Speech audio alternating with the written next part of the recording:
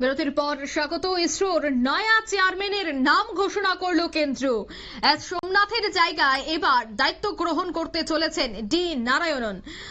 14 জানুয়ারি থেকে ইসরোর পাশাপাশি মহাকাশ দফতরের প্রধান সচিব হবেন এই নারায়ণ। তবে সে বিষয়ে আরো বিস্তারিত জানবো। টেলিফোন লাইনে যুক্ত হয়ে গেছে প্রতিনিধি শতাব্দী দেবনাথ। শতাব্দী, আমরা দেখেছিলাম যে এস সোমনাথের উদ্যোগে এবং আমরা দেখেছিলাম এস সোমনাথ যখন দায়িত্বে ছিলেন তখন বিভিন্ন বিষয় উপর তিনি জোর দিয়েছেন। মহাকাশের একাধিক যে আমরা দেখেছি যে উত্থান, তাতে একটা বড় অবদান ছিল এস সোমনাথের। এবার নতুন ভাবে দায়িত্ব পালন করতে চলেছেন নারায়ণ। কি জানতে পারছো এবং এখনো পর্যন্ত কেন্দ্র কি জানিয়েছে? ভারতীয় মহাকাশ সংস্থা ইসরোর নতুন চেয়ারম্যানের দায়িত্ব ইতিমধ্যেই ঘোষণা করে দিয়েছে। তবে এই নিয়ে কয়েকদিন ধরে একটা জল্পনা ছিল যে কে নতুন পদে বসতে চলেছেন। তবে তারই মধ্যে জানা গেছে যে নতুন শুধুমাত্র চেয়ারম্যানই নয়, তিনি এবার মহাকাশ দপ্তরের সচিবের দায়িত্ব সামলাবেন। এবং সেক্ষেত্রে জানা গেছিল তোমার ভারতীয় মহাকাশ এই গবেষণা সংস্থা ইসরো নয়া চেয়ারম্যানের নাম ইতিমধ্যে ঘোষণা করে দিয়েছে এবং বর্তমানে চেয়ারম্যান এস সোমনাথের জায়গায় এবার দায়িত্ব নেবেন ভি নারায়ণ। আর ইসরোর পাশাপাশি তোমার ভারত সরকারের মহাকাশ দপ্তরের প্রধান সচিবের দায়িত্ব তিনি নেবেন বলে আমরা খবর পেয়েছি। এবং আগামী 14 জানুয়ারি মেয়াদ শেষ হচ্ছে সোমনাথের এবং ওই দিন দায়িত্ব তিনি নেবেন নারায়ণ। এবং মঙ্গলবার কেন্দ্রের পক্ষ থেকে একটি এবং সেই বিজ্ঞপ্তি জানা গেছে যে তোমার নয়া প্রধান হিসেবে ভি নারায়ণের নাম ঘোষণা করেছে কেন্দ্র। এবং মন্ত্রিসভার নিয়োগ কমিটির তরফ থেকে যেটা জানানো হয়েছে যে আগামী 2 বছরের জন্য এই দায়িত্ব তিনি সামলাবেন। এবং দেশের অন্যতম যে বিশিষ্ট বিজ্ঞানীদের মধ্যে অন্যতমই হচ্ছে নারায়ণ। এবং বর্তমানে তিনি লিকুইড প্রপালশন সিস্টেম সেন্টারের ডিরেক্টর পদে রয়েছে।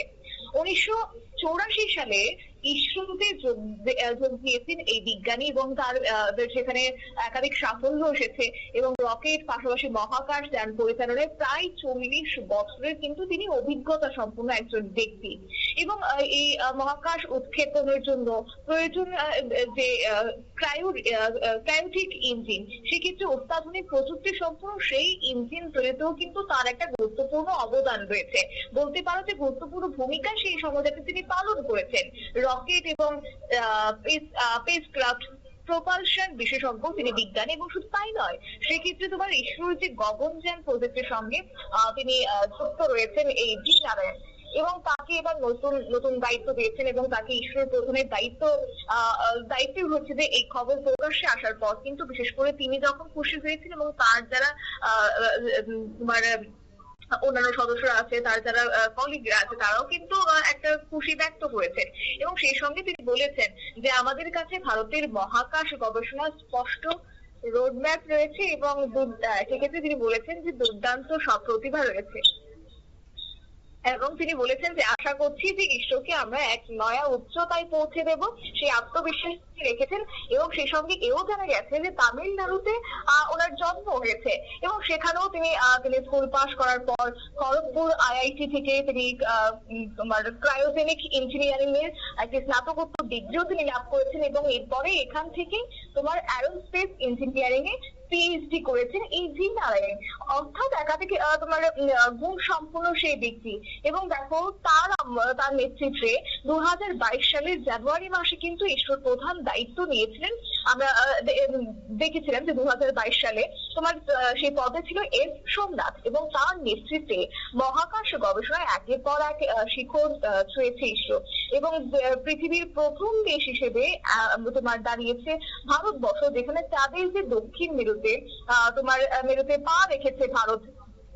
সেই সঙ্গে 2025 সালে ইসরোর একাধিক গুরুত্বপূর্ণ মিশনের পরিকল্পনাও রয়েছে।